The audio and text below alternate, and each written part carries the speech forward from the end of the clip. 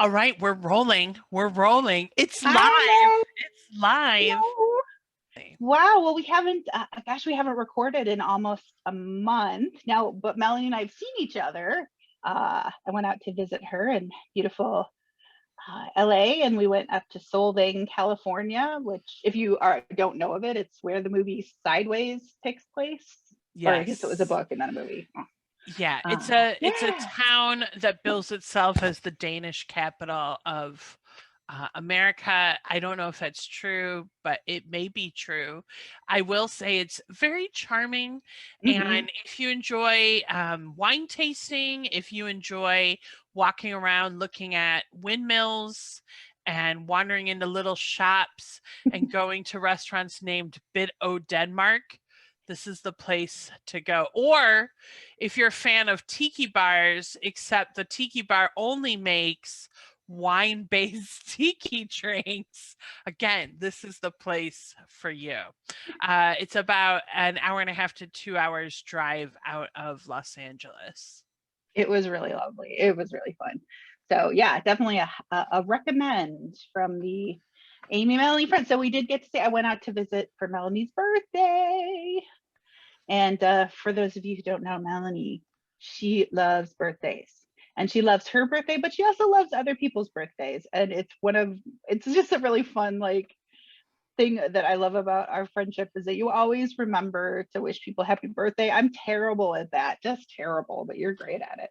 Oh, well, thank you. I feel like I've gotten worse at it over the years, to be honest. I will, in fact, set little reminders on my phone for important birthdays. So, for example, today is one of my sisters-in-law, their birthdays, and I definitely set a reminder to make sure that I wish them a happy birthday. My attitude is that it's a day that you can celebrate that person, and I think that's fun. Also, I am just an attention hound, so I enjoy I enjoy getting all of that attention. You know, in the modern days, of course, we get many Facebook birthday wishes if you are on Facebook, and I know it's in part because the reminder pops up and it takes Yeah. like seconds to do because I've done it, but I love it. I love it. I will personally respond to each and every post that I get. Um, and Amy was there when I was, obviously she was here in California for my birthday. And I was like, oh, just in the morning, I was like, just a minute, I'm just responding to my well wishers and fans. Honestly, that's the present for me is the attention. No. Because I'm getting older. I'm maybe a little less needy on that, but I still love it. Let's be honest, I do. So, yeah, it was a Why not? wonderful trip. It was really fun. Yeah, we had a good time. It was nice to see Melanie and Rob. We had a lovely time. So, I mean, speaking of wine tasting and wine, what you got today? What you drinking today? Well, actually, I have the bottle that you got me. I thought that would be a nice segue. It's a Takata Rosato sparkling wine from Santa Barbara County, estate grown. Can I tell you anything else about it? The wine was made in the traditional Italian method from Chardonnay, or some may say Cardonnay, grapes grown in our cool Los Alamos vineyard in northern Santa Barbara, California.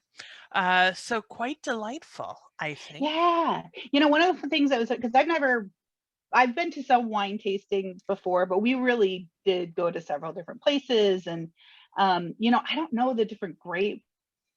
And so it was really fun to hear about the different grapes and what had different profiles. And I didn't realize like you grow grapes, but then people buy the grapes and then they brew the grapes. Like there's just a Yeah, lot about it that I was not familiar with. And so I did really enjoy that part of the experience.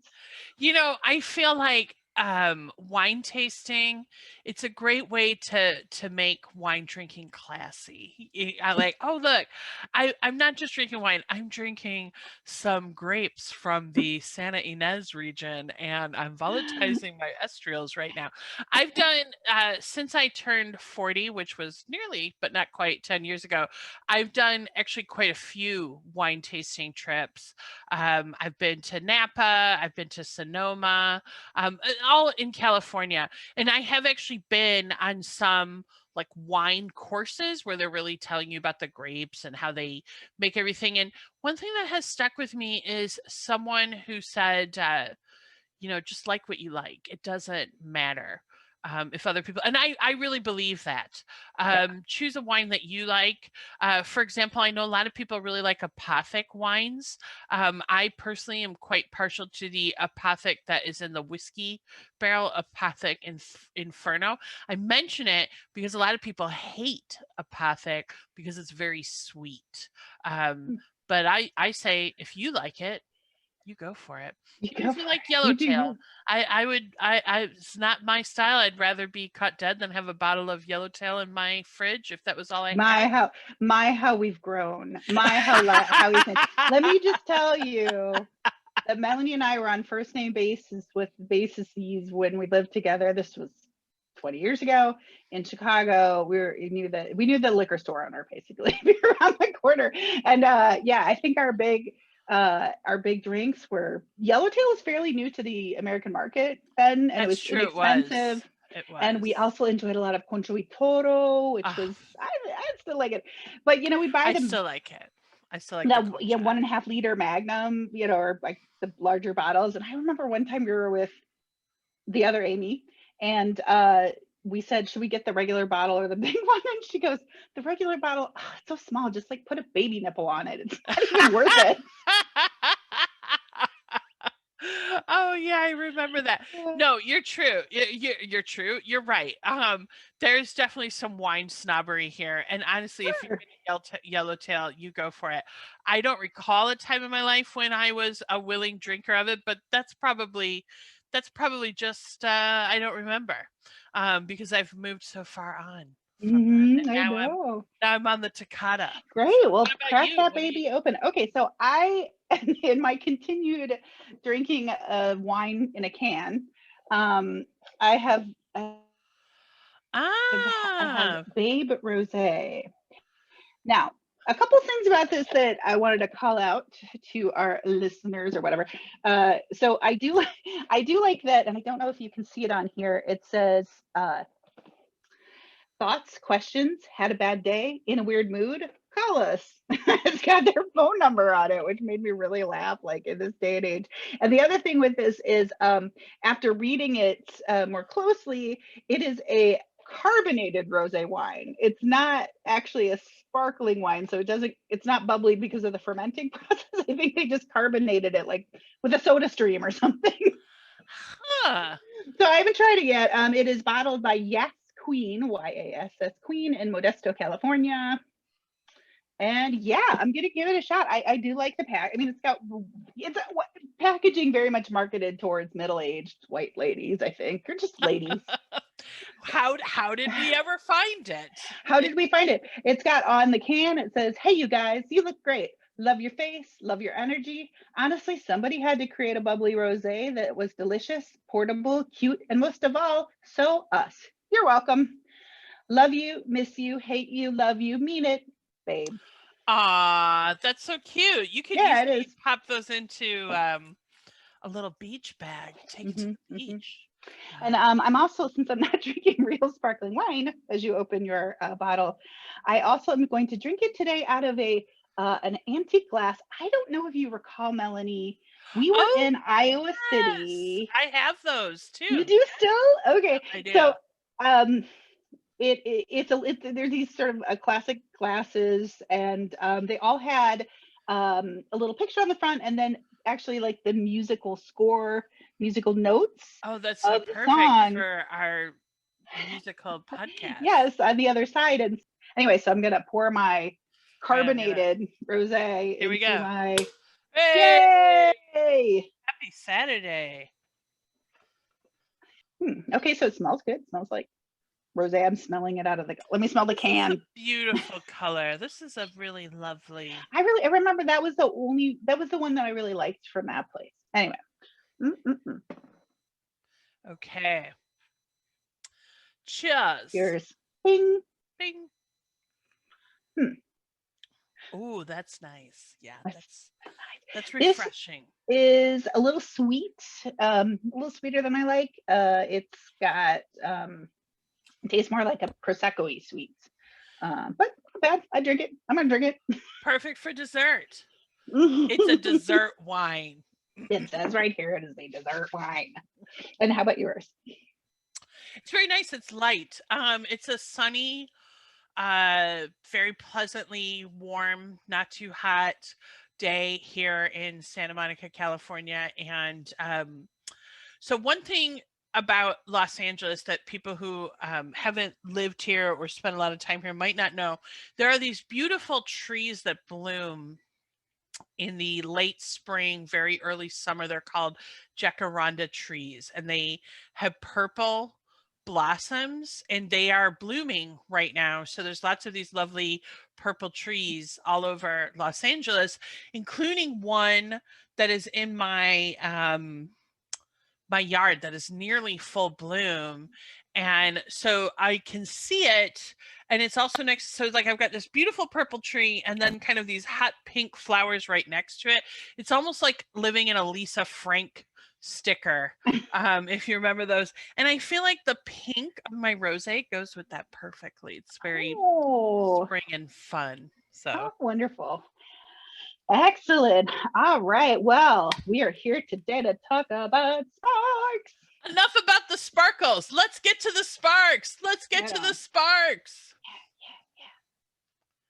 Go for it. So, so I like we're both the hype person. That doesn't work. it works. What was I going to say? So first of all, we're recording this on April 30th, 2022. So the Sparks tour is still going on. The boys are international right now. I think they're playing Copenhagen tonight, because I'm that kind of geek where I, just sort of check their website and see their cute little pictures. And if you're listening to this, you probably are already doing this, but I personally love that the lads have posted pictures from every location on their Instagram page, and other social media sites throughout the tour. It's just really fun. It's like a little pictorial journey that you get to take with our friends Ron and Russell. So I am feeling simultaneously joyful watching, because I'm in a couple Sparks fan groups, just hearing about people's wonderful experiences at the concerts throughout Europe, as we heard when they were in the US too, um, and also envious because even though I've seen them 3 times, and even though they're going to be playing, I believe it's the This Ain't No Picnic Festival in Pasadena later this summer, and I'm very likely going to go just to see them again. And a couple other great bands from the 80s, 90s, 00s. Anyway, even though I have the opportunity to see Sparks possibly up to 4 times this year, I'm still like, oh man, I wish I was in Copenhagen right now. Imagine enjoying Copenhagen. And there have been exciting fan spottings, seeing Ron and Russell having breakfast in the hotel, running into them on the street. How exciting. But I don't know if you heard, Amy, there was a little bit of Sparks drama Oh no, I in hadn't because Hamburg. I'm not that. I enjoy hearing about this from you. Okay, apparently Russell kicked a photographer in Hamburg. Now, did he actually kick him? I don't know if I don't know if there was actual violence, involved. But if you go and you look up, you go to YouTube, you can Sparks out Hamburg. So may we start at about 2 minutes 45. You're going to see Russell seem to maybe fall off the stage or just bounce off the stage. Apparently, one of their photographers, and then get right back on. Of course. Then get right back on because he's, the Tigger of their band. um, but apparently, they had a photographer who I believe was a professional who had gone over their security line and was like on the stage. It looked, to be honest, I've watched the video and now you can go and watch the video. It looks to me like not necessarily Vines, more that Russell was about to start performing and he needs his space. Mhm. I'm certain. I mean, I have performed and you have too. You have a very clear idea of where you're supposed to go, what space is yours. And if you've got someone taking photography or taking pictures in the middle of that, I think that is a hazard. So I think he was kind of like shooing this guy off stage, but it created a lot of drama. Of What course. happened? And I would say, wow, I'm still not entirely sure that Ron and Russell Mail are humans, but this makes me think maybe they are, because I can see how that would irritate the living crap out of me if I were Russell. Who knows what really happened? I also just think, like, I mean, we can't know. Once again, we can't know. But they've now been on tour, like, constant performing since March. The tour is nearly over now. Um, that could be, I would imagine it is tiring. It's probably invigorating as well. I swear they look like they're getting younger on this tour. I'm telling you, like, look at the pictures. Like, they both look like, have they gotten younger on this tour? Maybe. Yeah. Again, that's another strike. Are they actually human? Maybe, maybe not. I mean, okay. By the way, side note, of course, I think they're human, but I like you're willing to be rather agnostic about it. Like I'm leaving willing the to window be. open. I'm willing to be. I mean, I still think 26 albums over,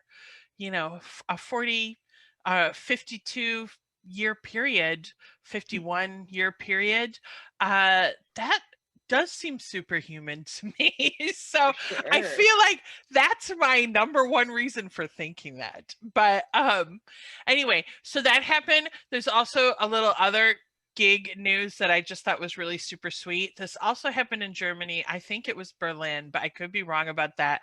Someone brought a very delightful sign that said, "Ron, you're sexy. Please take off your shirt." And somehow Ron ended up with the sign looking quite happy. Sadly, no shirts Aw. were removed. Sorry. Sadly, no shirts were We removed. want to see those golem arms. We want to see those. We want to see those sexy gams. Come on, take it all off, Ron. No, Oh, that's so fun. How wonderful. I know. That's so great. Oh, and one more detail about the Russell turning violent moment. Violent Russell shock. Apparently, when he got back on stage, those who were there who had like a close view could see Ron really sort of laughing at the whole thing. So I mean, having three brothers, when you see any of them have a moment, it's usually quite entertaining if it's not you. So I felt like that was very much a sibling moment to me. So just That's thought I would wonderful. share that hot gossip for Right, everyone. hot goss. Excellent. So let's do it. Let's jump on in. Are you ready? I Are you am. ready? It's interesting Ah. because when I was doing my little Sparks listening project, it took about 5 months to get through all the albums. And the reason for that was because I didn't have a timeline. And if I really fell in love with a particular album, I would just stay there for a while. So I was listening to Kimono My House and Propaganda a lot in December of 2021 and early November, December, January. And then I kind of went off them and moved into newer Sparks. So listening to it, like I have not listened to that album in a while, and it was interesting listening to it after kind of exploring their whole oeuvre. I did a little research on the history of this album, which, as those of you who have watched the documentary at least once or more than once, and I'm there with you. I was watching it for the fifth time this week, like an old friend. Okay. um, what was I going to say?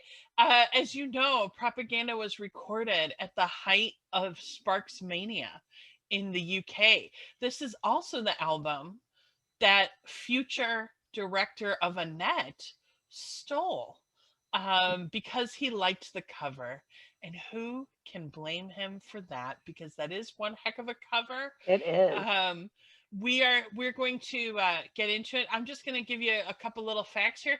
This album was recorded in that Sparks Mania period when so many girls were throwing themselves at Ron and Russell that allegedly a French fan hugged Russell so hard that he cracked some of his ribs. You know, Oh, yeah, ah, ooh, ow. Just to give mon you, Dieu. mon Dieu, come, please, Russell, don't hurt him. Don't hurt him. He's so Oh, little. he's I so mean, come little. on. He's so little. Come on. So anyway, Sparks were on their Kimono My House tour in mid early to mid 74. They finished the Kimono tour in July 1974, and then they started recording Propaganda in August and September of that same year. Whoa, can you imagine that? Like you're on this super intense tour with teenage girls throwing themselves at you and Russell having to say, "We need to be careful in the hall, okay?" Which is still one of Okay. my favorite Russell moments. Tour finishes, and then boom, hey, let's record a new album. Let's strike while the iron is hot. I mean, I guess that was a smart move. So they recorded it in August or September, and then they released it in November. Wow. Whoa, intense tour. And then they started touring again. This album instantly charted in the UK and it peaked at number 9. In the US, it hit 63, number 63. But what I thought was interesting is on the American tour for this album, which happened in 1975, they had Disney tunes playing to fire up the teens before they performed on the tour.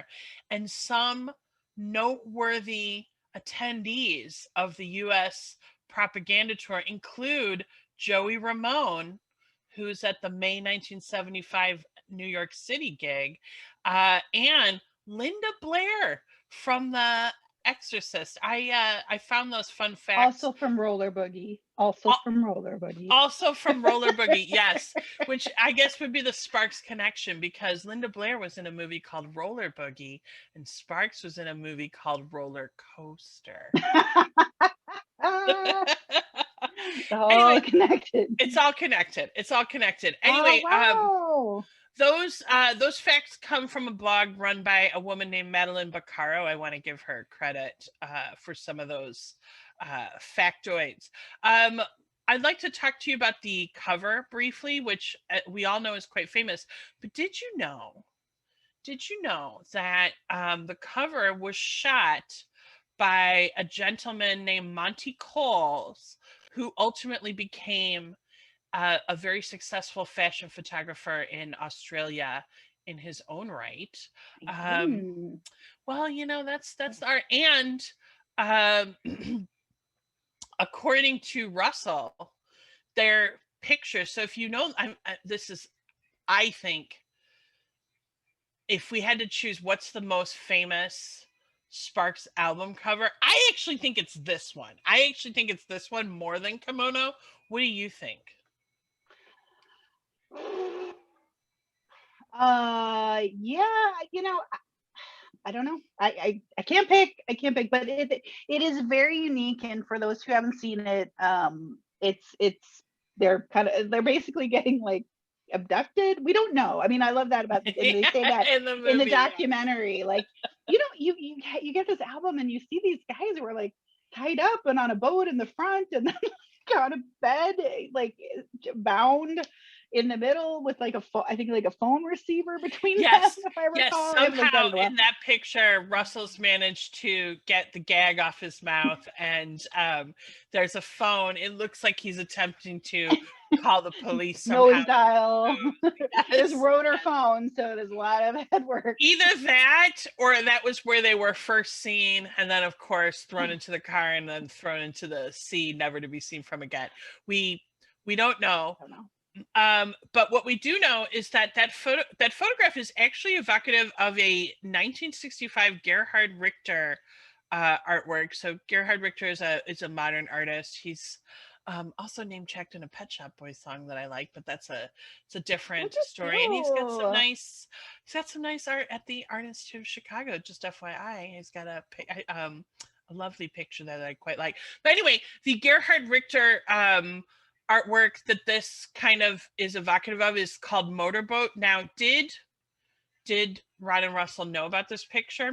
Maybe not. I mean, they're arty guys, so it's possible. It's also possible that they didn't, and it just is a little bit evocative of that. We'll put a link to this picture in the show notes. But so Russell has said about this picture that they shot it on the south coast of England in a gale force wind. That look in our eyes is not acting. We were freezing. The photographer had originally suggested that we be bound and gagged and dropped from an airplane with parachutes on, and he would photograph us from the air as he too descended. We declined this kind offer. Now, question, is that actually true? Answer, we don't know, because we do know that Sparks routinely lies in their interviews. So it may or may not be true. But having lived in the UK for a considerable period of time, I do believe the part about them being freezing, because I have personally never been colder than a time when I got lost in Dublin in March. And I'm just going to say that damp, it gets into your bones. It is different. Yeah, for sure. Sorry. And also for our Irish listeners, I want to be clear. I am very aware that Dublin is not in the UK. It's just I was very close to Ireland, so I was able to visit Ireland quite easily. And that same damp is also in the UK. Ugh. I frequently said that, yeah, when I went to visit you, I think like over New Year's one year, and we were just in London, but the chill is just it's different. It's nonstop. And like I live in Chicago, I live in Iowa, like I I'm know. pretty used to heavy snowstorms, but I don't know if it's because we have just more central heating in the US. I don't know, but yeah, it's a harsh island. Yes, and Midwestern cold is a dry cold too. It does get colder. It actually, the temperature Sure. gets colder. In fact, during my time living in the UK, I felt like I finally figured out why all those pilgrims died when they came to America, because they thought it was going to be, cold, but manageable. They didn't think it was going to be that cold. Yeah. That's just my theory. So anyway, I just wanted to kind of give you a little background there before we get into things. And also, I looked and looked and looked, because apparently they promoted this. They went back on Top of the Pops, but they also went on American Bandstand. And I think they did, if I recall correctly, This Town and BC.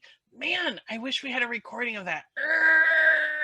But I couldn't find choice. it. Yeah, Couldn't find it. So that's a little background. Now let's get into the tracks. Why don't you start us off? Because I feel like you've been listening to it more. So I have. I had stepped away from it for a little while, and then in preparation for this episode, kind of was re-listening to it. And as Melanie knows, I was furiously trying to take notes on some of the songs on side B right before the call. But this album has a lot of really high moments and like moments for me. But we'll get it. Agree. I thought. Oh, you agree? How dare you? No, that was my immediate reaction. There are songs I adore on this album, and then there are other songs I'm like, skip, no. That's me. I know some people believe that the Propaganda is better than Kimono My House. I don't agree. I think they're both great albums. I feel like Kimono is better, but when I say that, we're still talking about a Sparks album here, so it's so it's still so totally amazing. The beginning is so great. It's very 70s. It's very glam. It's got the little operatic piece in that opening, just a short little clip, and then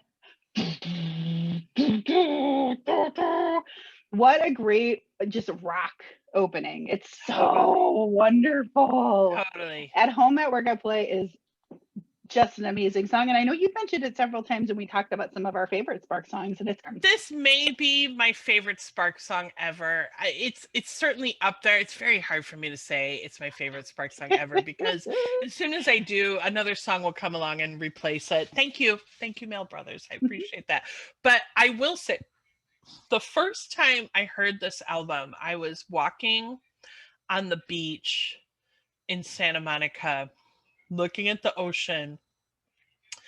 The first time I heard the guitars and then the guitars sort of move into the piano, I gasped. Like I gasped. The song just touched me that much the very first time I heard it.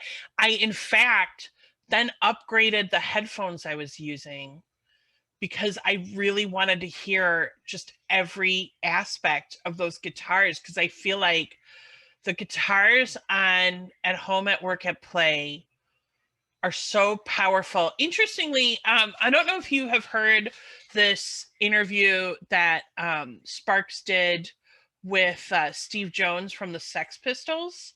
It's floating around the internet, but he mentions that he and the boys from the Sex Pistols listened to these first two albums a lot, and I thought to myself, I can totally hear that because I feel like those guitars in At Home, at Work, at Play, they're just like wailing. They're wailing to such an amazing point. And the other thing I want to say about this is I feel like this is a classic 70s power pop rock banger. I mean, it is just unabashed in its glory and 70s excess. Love it, love it, love it, love it. I have more to say, but I've said a lot. Amy, anything you yeah. want to add at this point? Oh, do I ever, my friend. Oh, so good.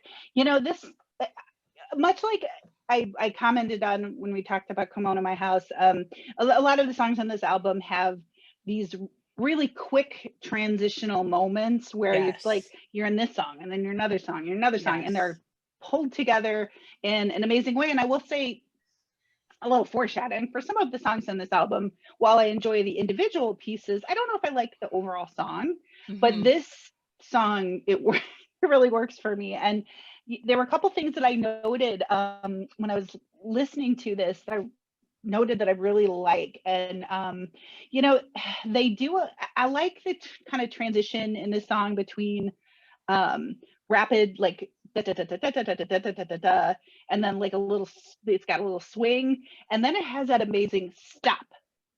Ba, ba, ba, ba, ba, ba, ba, ba, ba. And what I love about that is that it uses a technique and that is not often used in music, and that is silence. And it's so effective because even that 1 second pause I just made, it makes you kind of lean in. And so to have that in the middle of this rock song, to have a stop, silence, bum bum bum bum bum bum bum bum bum, it's just so great. And I mean, musicians fear silence, so do chatterboxes like me. But Me. it's a really effective technique, and they just do a lot of little changes between sort of a syncopated rhythm and a straight downbeat rhythm, and it's just so fun. Plus, it's got the best lyrics. I Wow. know the lyrics are actually so tight, and it took me a long time to learn the lyrics. As you know, I am a someone who remembers lyrics to like every single song. They just somehow seep into my brain. Honestly, I don't even know how it happens, but I learn lyrics to songs very easily. And this song took me a long time. It was a challenge to learn all the lyrics for this Yes. one. I just love the theme. I love the theme that it's, a gal that's just kind of hard to catch. She's unique and special. Um, I There's got to be a million girls like her, though I can't think of one. So good, so Yeah. good. There's got to be a million girls like her, though I can't think of one. Oh, so good. So Yeah, good. it's really this one is a joy, and it's a good, just a good power rock. And I really enjoy, I think there's a recording from the early 2000s, the Basement Yes. recordings, and that video, just watching the band play together, and again, just those silent cues to each other. They're able to change the rhythm really on a dime, and it's so good. That band was great too. The band for Mhm. those Basement recordings, absolutely brilliant. I also just want to give a real shout out to Ron Mail for that last line. Um, when she's dripping wet. Ooh, so naughty. Love it. Love it. Love it. Love Yeah. it. Could you imagine like just being like, okay, I love the Kimono My House. I'm a teenager. It's 1974, and I'm in my room. I have to share bunk bed. My sister's whatever. I got my headphones on, and you read that lyric. Oh, I can awakening, imagine. And that will take us into a not safe for awakening. work podcast. The after this, yes, Sparks and Sparkles after hours. The Sparks and Sparkles only fan site doesn't exist, won't exist. But yes, I love the naughtiness of this song. It's so sexy, and it's so bold too. Yes, That it's bold. audacious. You use the term audacious quite a bit with them, and I think that this is one of those moments. I do feel, and once again, it's a lot of speculation. So how can I really know? But as we've discussed on this podcast before, those first two Sparks albums didn't do great. Kimono did fantastically well. Of course, you want to strike while the iron is hot, but it also takes some of the pressure of having to get a massive hit out. So I think that there was more freedom and probably more confidence on this album. To me, Mhm. that is another thing I love about At Home, at Work, at Play. It's a song that is so confident, like everything about it, the musical arrangement, the lyrics, Russell's delivery, kind of weird, but you remember that Brady Bunch episode, Johnny Bravo? The Oh, I Johnny do. Yeah. Bravo, the famous Johnny Bravo episode. For those of you who didn't grow up watching Brady Bunch on repeat, I'll just give you the backstory. In the Johnny Bravo episode, Greg, who's the eldest Brady male child, becomes involved with some recording studio that wants him to record a song because he fits the outfit they want him to wear. And like they play Greg singing something, and it's like very heavily reverbed and there's a big echo on it. For some reason, this song always reminds me, it's their Johnny Bravo song to me. There's a lot of 70s reverb on it, but Russell, being an incredible performer, much, much better than Greg Brady, no offense. He just nails it. He fits the suit and the song. It just really has that just absolute 70s tastic vibe. And I'm gonna take it to the 90s now. Beck's album Midnight Vultures has a song on it, Milk and Honey, Oh which I yeah. love. But to me, That's a I good see a album. connection there. I feel like there's a similar vibe happening with Beck's Milk and Honey that could or could not have been to some extent inspired by At Home, at Work, at Play.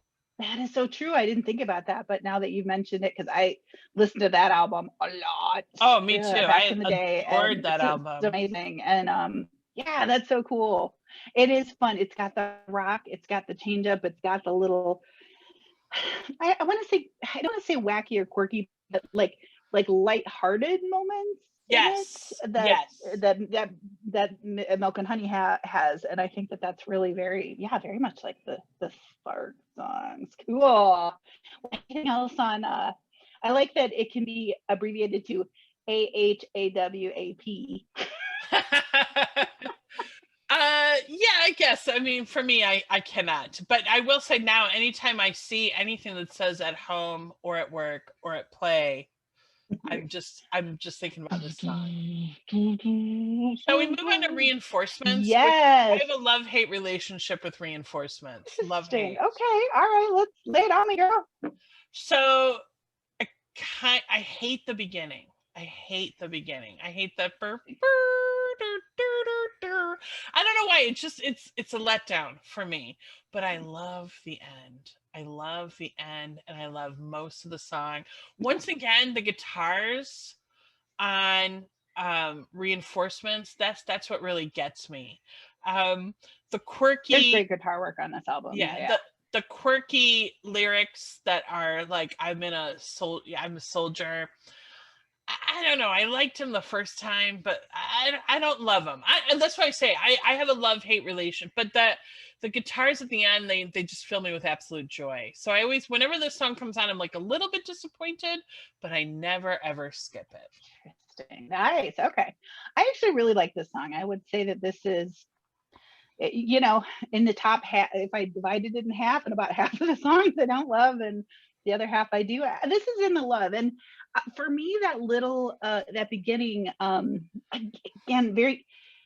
I was thinking about this album and with Kimono My House, and how the opening measures of a number of these songs take you to one place, and then they pivot pretty quickly into like a totally different song. And I was thinking about their song All That, which just begins at the beginning, like strumming guitar, and that the beginning of that song is very much part of the entire song. It's how the song continues. But at this point in time, a lot of their songs have these like little change ups. And as I was re-listening to it, you've mentioned several times about Sparks being time travelers. And I feel like there are these moments that like that to me sounds very like Vampire Weekend, very like 2000s, like I don't know, there's something very futuristic about that to me. Not futuristic like sci-fi, but like that it sounds like that could have been a song that I was listening to in 2010 or 2005. But then it goes right into a glam rock song, you know, with a like vamping piano and then those opening lyrics. Then it goes back to the future, you know, back to the modern songs a little bit. I really, really enjoy this song. I think it's upbeat. I think it's fun. The glam, it's a very glam rocky song to me, and I love the chorus. Like at the end, like you said, that you really enjoy the end with the guitars at the end. What I really enjoy about the end is that sort of a choral with singing, reinforcement, but then there's like a little lead vocal singing over the top, going la la la la la la la la la, and I just find it an upbeat song, and I do enjoy it. So, but I agree. I think that there are a lot of lyrics on this album where like I get what they were saying, but it's maybe doesn't resonate with me personally, the situations they were describing in terms of relationships, women, and things like that. But musically,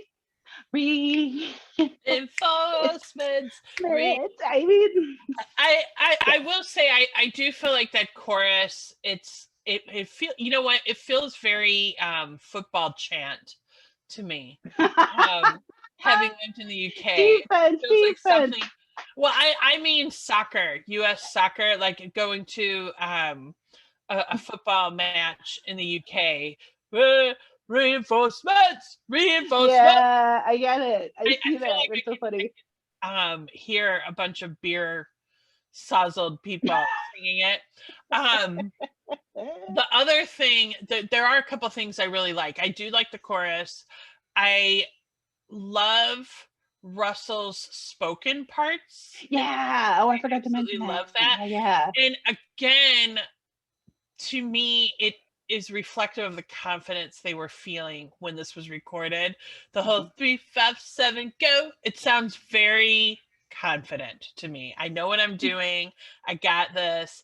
I feel like that shines through. The other thing I love, as I said, those guitars, I love how it builds to a wall of sound towards the Yes. end. Yeah, yeah, That's a yeah. really joyful part of the song to me, and it's my favorite part when you kind of just hit that wall of guitar. And it does sound to me very evocative of what would happen a few years later with punk. um Yeah. I can absolutely see how the Sex Pistols could have been influenced by this song and by At Home, at Work, at Play. Yeah, I wrote that on several of the songs I noted. I love the second half of the song because Yeah, they did that's her. how I Yeah, feel there's a about lot of this one. yeah. Um, okay, so then we go into BC, which this goes into for me, it goes into the bucket of there are really wonderful moments in this song, but Yes. um, I don't know. Altogether, it's just it doesn't really resonate very well with me. But I do love the little keyboard part. There's like a little keyboard part between "So Much for ABC," "Say Hello to Instability." Um, oh yeah, and it, and then the piano again after "You're Conveniently Forgetting Our Little Wedding and Our Honeymoon by the Sea," and then it's got this really great little piano part. Um, and this is one of those songs that's like goes into the Spark songs that are it sounds so joyful and upbeat, but when I read the lyrics, it's so sad. It's sad. And to be armchair psychologist for a moment, the song is about a couple and a child, and then of course the couple breaks up. It's a grief song. That's my It feeling. is. It's so yeah. So this is one that I will say this is one that I forget about until I'm listening to the album again, and I'm like, all right, okay, yeah, it's catchy. It's the music is upbeat. Like I said, the moments there's a lot of great little moments, but it doesn't stick with me. So I liked it when I first started listening to this album, and then I very quickly got sick of it.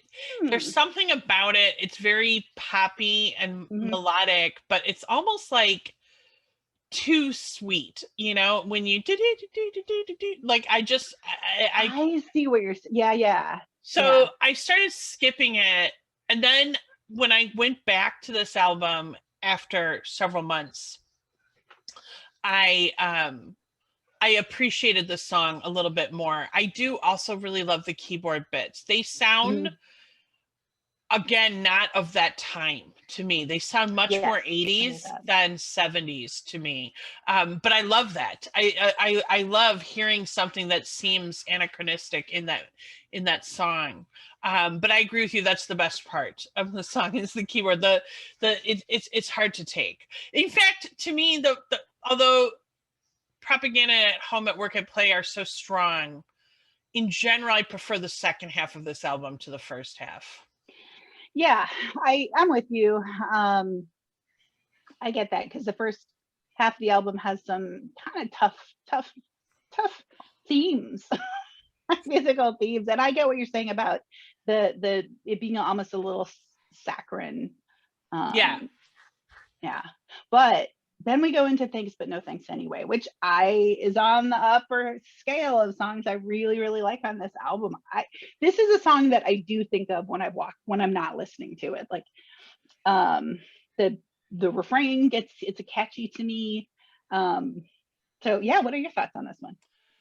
I feel the same. I do like this one. This is one I might also skip. I do find it like a little sweet, but there are some things about it I really, really love. I actually like the lyrics a lot. They seem kind of bizarre to me. Apparently it's about a kid, but once again, I'm going to armchair psychology and think to myself, if this was written while they were on tour from with Kimono, when I hear those lyrics, it's 3:00 and here they come, I'm thinking of crazed schoolgirls looking for sparks. Now, but that said, who knows? Maybe this song was written before all of that happened. That's just how I always picture that in my mind. I like the slightly melancholy feel of this song. I adore, once again, the ending guitars of this. And they're really evocative to me of Needle in the Camel's Eye by Brian Eno, which if you're not sure what song I'm talking about, it's the first song.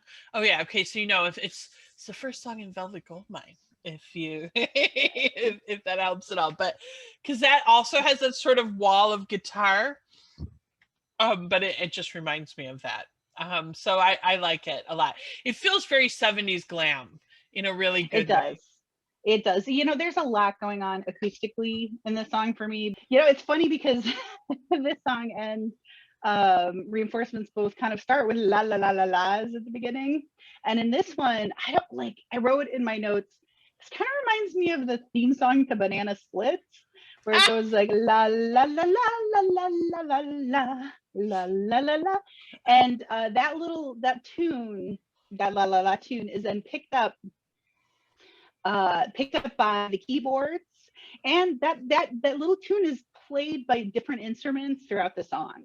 At some point, the guitar is playing it, and I really I really enjoyed that. And you mentioned too, like the song is from the perspective of a child, and I really like that part of it because it says like, what are the lyrics? Thanks, but no thanks anyway. This comes from high. This comes from high above, 2 or 3 feet above. I love like, that. I it's do very love that. evocative of like, looking at your parents telling you like, no, don't talk to those wild girls in their tweedy suits and their pointy shoes. Exactly. I also like that this was reworked slightly for Annette, that parts of this were used in Annette. That was really yeah, I forgot about that. Again, that was rewatching for me, but yeah, I love it. And the keyboards have a real like organy, almost like steel drummy sound to me. Again, kind of Vampire Weekend. I don't know why. And this is also one of the songs in the refrain when the drums start hitting the downbeat. Russell really belts that thanks but no thanks anyway. He doesn't belt very much, and it's kind of fun to hear him really belt it out. And you mentioned you really love the guitars. I think yes. For me, there's some great stuff. Again, the second half of the song is really exciting because I agree. at about the 2-minute mark, the drums kick up, the keyboards kick up, and then the guitar actually, interestingly, I think is staying on like a sustained like high note, going like just a really repeated high note, and it's really fun. And then they go into these modulation with thanks but no thanks anyway, thanks but no thanks anyway, and then the oohs, which I don't know about you, but the end when it's like when they're doing the ooh part with the guitar, it sounds almost like surfs up, beachy. I don't know. It sounds kind of California to me at that point. The song for me just goes through a lot of different places, but so well. Yeah, I also kind of think it seems like Ron was experimenting with this idea of like starting a song in one way and then finishing it in a different way, and also building to these big finishes, because a lot of the songs on this album actually do that. When you think about it, I never thought about the beachy side. It's funny because to me, I feel like I can hear a fair bit of growing up in California influence in Sparks songs. I can kind of hear what you're saying with I never thought about that with the ooze at the end, but I think you are right. To me, I just picture like a rainy British day when I hear this song. Like that is just, I mean, I can see the brick, I can see the rain, that's just me. So, oh yeah, this is one of this song goes in the category of it joyfully rocks. And I feel like this is the part of the album where it's kind of reaching a second peak to me. We start out, my opinion, okay? Love Propaganda, love At Home, At Work, At Play. Then things, reinforcements, okay. A little bit of a dip, on our way back up to me. And then we get to Don't Leave Me Alone With Her, which I adore. That is probably my second favorite on this album. I love the lyrics, that you've got this temptress, this evil Desaad, a soft Simon Legree. I mean, there's just so many great lyrics. A Hitler wearing heels. This is another one of those songs that makes me feel like I understand why Morrissey loved this band. I could hear the Smiths or Morrissey doing this song easily. This, to me, it has like a really strong Smith vibe to me. I love that it has this sort of like breaking in really rough guitar, like do do do do do do. I love this song, and it feels there's like this feeling. It just kind of builds and swirls. I love it. I love it. Every home is Rome alone with her. Love it, love it, love it. So it's one of my favorites. What about you? You know, it's so funny because I feel like there is this sort of side A, side B with this song and uh Something for the Girl Has Everything, because they're both kind of like, I love this woman, but I also kind of hate her, or I'm in like, or like my just complicated relationship with her. So I kind of think of these songs together in some way. For me, I think I like the music of the song definitely more than the lyrics. Doesn't speak as much to me, but I wrote in my notes, very kimono, very glam, great ascending scales, and great wide singing range. And again, the opening measures of the song are so different from the rest of the song. You have this like kind of twangy piano opening with some clapping and a nice like straight guitar kind of strum. And then it goes into the lyrics and you get this heavy like like kind of what you were describing, and that it just amps it up, and the total vibe of the song just changes on a dime, which is really, really fun. I picture a 70s house, a fabulous house with some sexy young thing Yeah. that is just really distracting the male brothers so much. Oh man, but I do like the imagery of like a woman in power, you know, this strong woman who is kind of intimidating, especially in thinking about at home, at work, or play. She is one in a million girls, but man, she's intimidating. I like the idea of poor defenseless Ron and Russell. You know, this is a great. My husband said something to me this week, which I just thought was hilarious. So he was teaching, and he had a male student, and he said, you know, I think that this male student was really happy this week because there was one day when he was sitting between two women who could easily beat him up, and he looked so happy to be in the center of these two strong ladies. And I'm just thinking of that with poor Ron and Russell, defenseless against the charms of this evil temptress. Well, we don't know that she's evil. The evilness is that she's just so tempting that they can't be left alone with her. They Don't can't. leave me alone with her. I love it. I love it. And the every home is Rome alone with her. To me, that is just, it's such a Morrissey line. I can see why he Yeah, liked that's them. true. I never made that parallel, but with the lyrics for sure.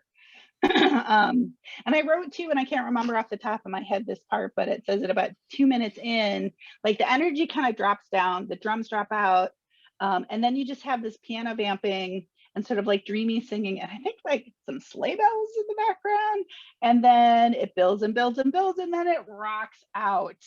And the guitar is great, and there's no fade out on this song. This is one where the end of the song is just the whole ensemble playing together, block of sound coming, hit your final note, sustain it out, and then end of the song. And I do really like the musical part of it, and that's the end of side A. Yeah. Boom. let's Yeah. Well, let's talk about Never Turn Your Back on Mother Earth, which is such a beautiful song. There's a reason that this song has been covered a gajillion times by a gajillion different artists, because it's beautiful and it is timeless. I mean, it's on an album that was released in late 1974. It could have been released yesterday. It has, I think this song has a timeless quality. yeah. I mean, the subject matter alone, we talked about when we first started recording the podcast. Like, I think that the week that we started recording was one of the first times like a foot of snow had fallen in Turkey, and it was like, see, don't turn your back on Mother Earth. It's beautiful, and you know, it's one of the few ballads on this, like, especially on Kimono My House in this album. There's a lot of upbeat rock songs, and the tempos are really, you know, pretty fast. But this one, it's just a beautiful ballad, and I love that it's got like that little slight glammy bowy thing with the synthesized like strings and the kind of the harpsichordy sound. Those synths, they sound very Depeche Mode-y to me, actually. It's really good. Oh, that's interesting. I never thought about that. And actually, Martin Gore from Depeche Mode did record this for the Depeche Mode fan club. It was given to them as a flexi disc release. If you don't know what a flexi disc is, it's these very plasticky, cheap discs that I had one in the 80s from REM that was in a Sassy magazine. It's probably worth a lot of money now. Don't know what happened to it, but Damn. Who knew you should have held on to the Sassy mag? Probably my aunt threw it away. But yes, so it to me, like the first time I heard it, I thought it sounded very Depeche Mode. Yeah, it does. It definitely harkens to that like vibe, right, of Depeche Mode. I wrote there's a part where they sing amen to anything that brings back a quick return to my friends, and I wrote very Radiohead / Tom York there for me. It's, you're right, it gets into these moments where you get the little taste of what's to come musically. And I've said this in a previous podcast, I think this song is just, it's beautiful lyrical tenor singing. You know, it's sits in a beautiful range. It's just a really lovely, just lovely vocals. So it's a short song, but boy, long in impact. Yeah, I feel like it's a singer's song. This is a song that really showcases. This is another reason why I think it gets covered so frequently. It's just a perfect song for a singer to really showcase their skills. So it's perfect for Mr. Russell. Yeah, it really is. So, oh, such a good tune. We could probably do a whole episode about this song. We could. Maybe we will. Someday. And then we go into a very frenetic song. I wrote frantic. Actually, this song disturbs me. I do, I like the plagiarism redo of it, which I think is done with Faith No More. They kind of amp up the guitars on it, and it's just a little, I don't know, it's just a little bit more enjoyable. But this song is so frantic to me, which is increased by Russell's crazy singing on it. Yeah. Like it's just it's too much for me. I like it, but it's too much. It's a little it does, I had this kind of comment on the vocals during Kimono My House where it is very frenetic. It is a lot of like arpeggios. It's almost like a vocal exercise. Yeah, I think right. And it's frenetic, but it does have some fun keyboard, like syncopated keyboard bits in it. And I think there's some nice, if I recall, guitar rock kind of Guitar Hero bits at the end. And I also like I do like when they modulate up and then they go to the something for the girl who has everything. That little like. I like that too. I feel like Russell's really trying to sound British in that bit too. She has got everything. Everything. And this song, the other thing about this song is really fun. It's got a hard cut at the end. Like it just, they got build, bop. And then you're on into Achoo. Yeah. It is a funny song, and it's got, I think, a good placement on the album. I always listen to it. I don't skip the songs like you do. Are we talking Something for the Girl, or are we talking Achoo? Also, Something for the Girl. I will probably leave Something for the Girl with everything on. I just want to say there's a like kind of bizarre cover of Something for the Girl with everything that was clearly done around the time it was popular. For the British kids program Cracker Jack. It's just really sort of weird, and I recommend searching out that video. We will put it in the playlist for sure. Okay. Yeah, because the first time I heard this song, I was like, oh, that's funny. That's a funny like idea. And then I read the lyrics and I was like, oh my God. Yeah, it's not just fun. It's the twisted mind of Ron Mail. It's got layers. Achoo, achoo. Okay, Achoo is a skippable for me, but it's also compelling at the same time. I just, you know what? Once again, I'm going to say I was really listening to this a lot in December, which was when Omicron was really pounding Mm. the United States. So I Fair. just didn't want to be constantly reminded of sneezing. I did like the end. This is another one that I feel like when you get to the end and they just sort of go more into instrumentals and less into Russell's vocals, Mhm. it is a song that could be from a different time towards the end to me. And And the beginning, yeah. it also to me harkens back to some of the earlier more arty experimental sparks like because I personally think Kimono and Propaganda like Number One in Heaven and Terminal Jive, you need to look at them together. They're really of the same period. And Mhm. we will talk about Indiscreet in an upcoming podcast. And I feel like Indiscreet is also like those three albums are the Island Trio, they're the the Brit trio, but really for me, Kimono My House and Propaganda go very well together. Yeah. Indiscreet is its own thing, even though it was created in that same period, and we'll talk about that. But why am I mentioning this? Because I feel like certainly on Kimono they really perfected this. All of these like very perfect pop songs. I feel like that's a little bit more experimental and uneven on Propaganda, which I still think Propaganda is a fantastic album, but there's a little bit of that experimentation and then a little bit of that we want to have a pop perfection, and they hit it on some of these Mhm. but they don't on others. Apparently Achu was a song that they used a lot on the tours of this. It was a big pleaser on the tour circuit for Propaganda, which I can see because you can Mhm. really bang out the end of the song. Yeah, yeah. I think we watched a recording, and if we find it, we'll put it in the links Mm. of a live performance from '74. And like, yeah, I mean, Russell Mayall looks so he's so young, and once again, like you said, So bouncing cute. around the Tigger of rock music.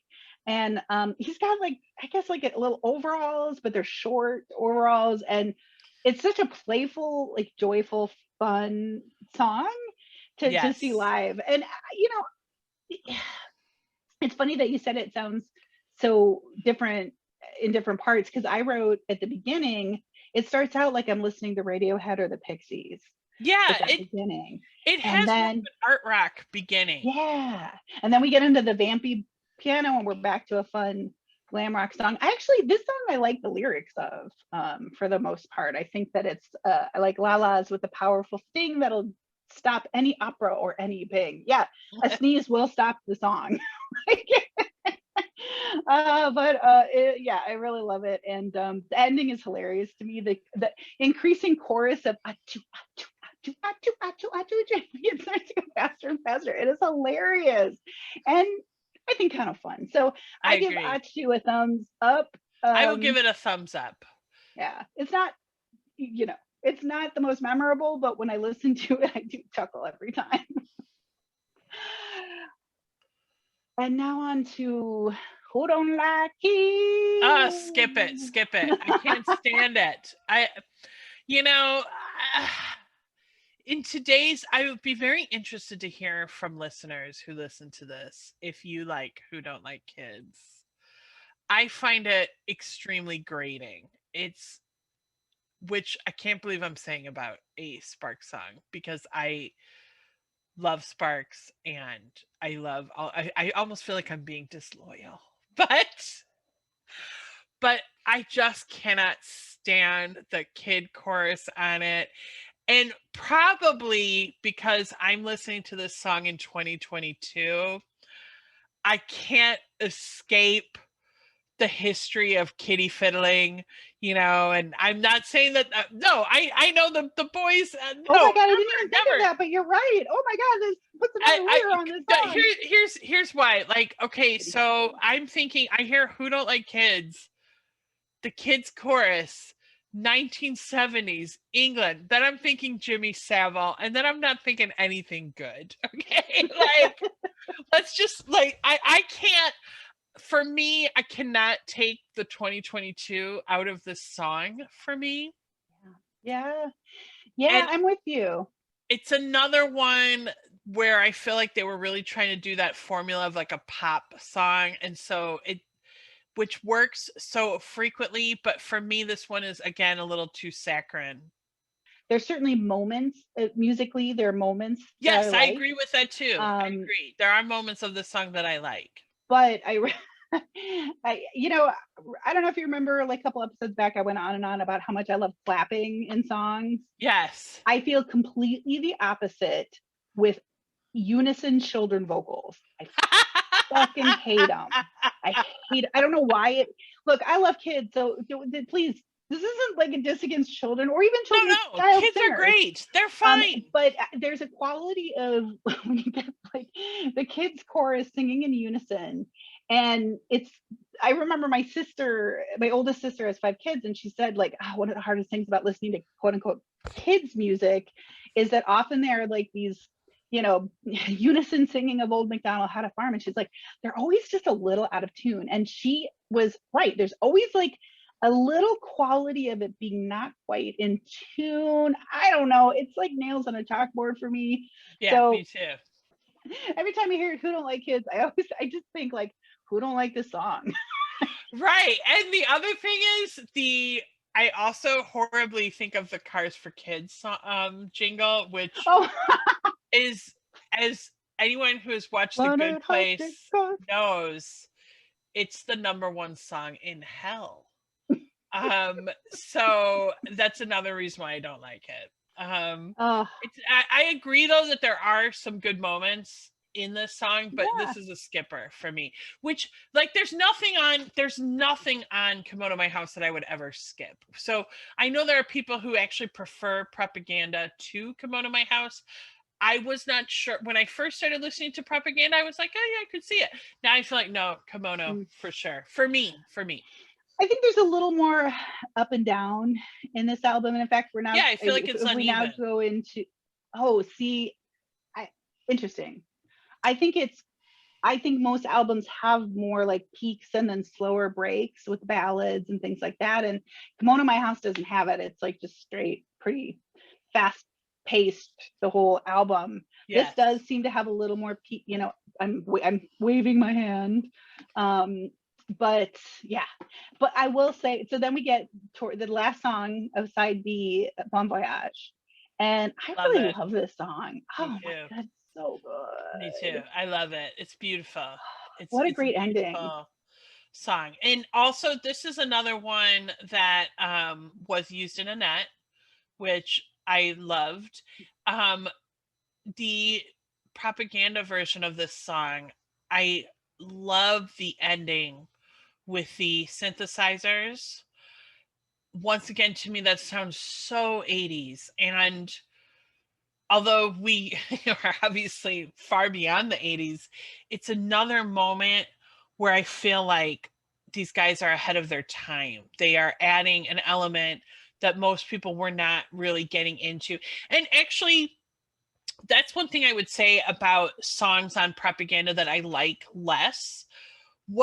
Talking about it with you and thinking about it, to me, this is a band that was really finding its feet at this time. We know how talented Sparks are, but that talent does not happen overnight. It comes from practice and dedication. And of course, at this time, they were still in their early to mid 20s. They had 4 albums under their belt, including this one, which is incredibly impressive. But knowing what we now know about the rest of their output up to 2022, I view this album as a band really figuring out who they are and starting to experiment in a way that I think would be fully realized on Indiscreet, but they were not quite there yet. And I cannot wait to talk about Indiscreet, because I personally think Indiscreet is one of their best albums, which, as we know, was not fully appreciated at the time. But I can kind of feel the beginning of that happening on this album. Yeah. And especially, I actually wrote this song. It really is like a lead in to Indiscreet for me because How it interesting. has, first of all, I think the tempo is a little slower. It's got more of an adagio tempo, which means like a walking pace rather than da da da da da. Mm, So it's slightly, it just feels like it has a little more gravity to it than some of the other mhm, mhm. songs. And just the mix of some of the orchestral qualities of it. It has kind of a Bowie orchestrally feeling, and you Yes. get a lot more of that in Indiscreet. So it is it's just a beautiful song. I really like this one, and it's a oh, it's so pretty. Plus, This it's one where I can like sing, like I can just sing Bon Voyage, Bon Yes, Voyage. it's incredibly theatrical, which is no doubt why it was something that could be reworked into a net. Especially It with his has a album lovely covers, like bye bye. We don't know what's gonna happen to yes. you. Good Yes. luck. So I guess was this the last song on the regular Album album? cover. So then Yeah. they had a couple bonus tracks. Have you heard the bonus Yep. tracks on this? Yeah. Alabama Right and Marry Me. I Yes. don't know much about the history of them, but they are included on the like digital reissues. I feel like both of these they're good songs. They're catchy. They're a little like I don't know what Alabama means. I don't know if you I know know. much about that song. I'm very curious about it. I don't You know, know. we should do an episode where we kind of just go into the bonus tracks because Yeah, that's what we found is we like we get so excited about talking about the music, and as you have heard, we have a hard time like not going on and on about it. we're So trying really hard to often, focus right now, just so everybody knows. and it's hard after you've had some wine. Yes, Um, but we but have to do that because that's the premise for the whole show. we have to drink the We wine. have to. We're We have doing this for to. you, internet. Yeah, we're doing it all for you. But they're not throwaway songs, and I, I think that there's some interesting stuff, but we don't always get a chance to talk about the bonus track. So make a little mental note. But can Uh, we talk about the bizarre interview that's at the end of the remastered? Have I you listened to it? actually haven't listened to it. That is the one thing I have skipped because, part of me is I like to have the separation of the music versus the people. Like, I'm interested to know, like, okay, Russell, Mile, whatever, blah, blah, blah. But I have this like more voyeuristic quality to my fandom where I really Oh, like to live in the Sparks first, like the imaginary world okay. where Your anything is. your created imaginary world based on the Sparks songs. Yes, yes, on the Okay, I music and got the it. lyrics, as I opposed got to it. their not to say that I'm not Totally totally fair. engaged in their live, interview. So I have not. So that's really interesting. Personally, I just say listen to it because I think it's a goofy interview, and it's more proof that they lie in interviews because they have this ridiculous recipe. They claim that they're on on tap for writing a cookbook. Who knows? Could have been on the table in 1974. I don't know. But I do know that this recipe for creme caramel sounds ridiculous, and I think they're lying. Okay. So that's all I'm gonna say. Yeah. Um It's like improv when they go on to these interviews. From my understanding, it's like, well, all right, he said creme caramel, so I'm gonna say yes to that topic, and we're gonna improv on and it. can I just say it just makes me like them more. Okay. It just adds to the ethos for me. Like Mm-hmm. we're gonna we're gonna create all sorts of weird shit, and then we're gonna make up stuff for our interviews, and we're just gonna do our Sparks world because that's what we want to do, and it just makes me love you even more. That's all I have to say.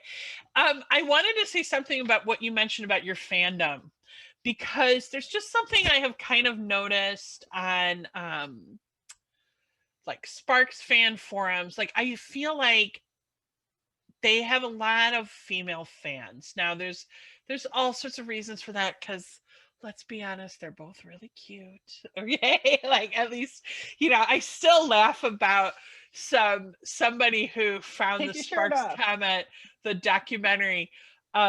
This documentary made me have a crush on a 75-year-old man, which just, oh my gosh, that makes me laugh so much. But there is something about this band that I do think attracts female fans. They certainly have lots and lots of male fans too. But I have observed many female fans, they want to talk about the clothes. They want to talk about Russell's hair in this picture. They want to talk about I made this little piece of art based on this thing. And I personally love that. I don't know if we talked about this on our last recording. I think I might have talked to you about it when we were in solving together, but there was this argument that happened on a fan site where someone complained, and I do believe it was a man, complained that, it's not like the old days of Sparks fandom back in the 70s, because all of these women want to know things like what kind of merch are they going to have and things like that.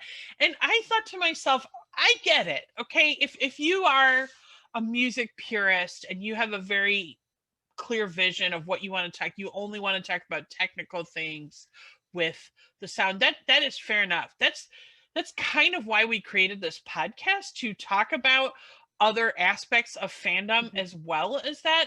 Because what I was going to say is, to me, that is part of the enjoyment of being a Sparks fan, because their music is so rich, because their lyrics, there's so much to unpack, because the music itself, the construction is really interesting, and because they care not only about the music but also about the image and certainly art. There's just so much to play with that, to me, is really fun to think about. Oh man, well, it has been such a pleasure to talk about this album with you, and I hope listeners, thank you so much for listening. We really thank you. Appreciate every single one of you, and feel very honored for the time that you spend listening to us talk about such a fun band. So thank you so much, Melanie. It's always fun to talk to you, of course. It's always fun to talk to you. And we'd also just like to thank Ron and Russell Mail for the great music, for the inspiration, and everyone who's worked for them. I mean, wow, you've already given us so much joy, and you've given us so much material to geek out on as well, which is part of my fandom. So yeah, wonderful. Well, thanks so much. Bye. Bye. Bon voyage, bon voyage.